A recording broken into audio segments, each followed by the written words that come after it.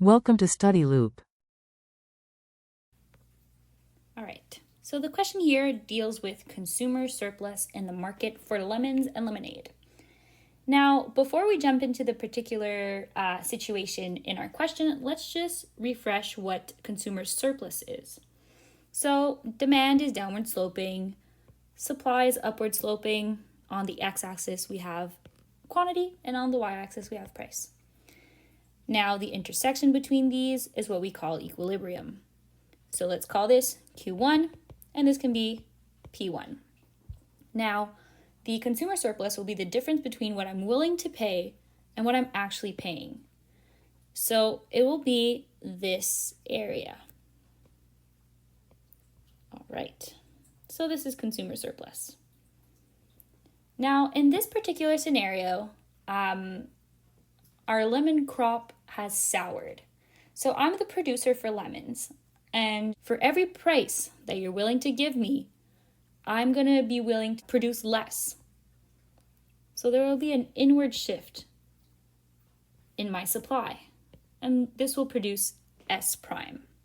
Now, what happens to our equilibrium now is that our quantity will decrease to Q2, and our price will increase to P2.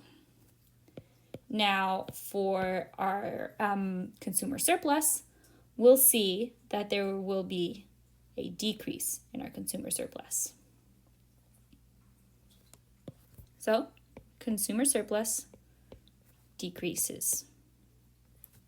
A very similar story will happen in the market for lemonade.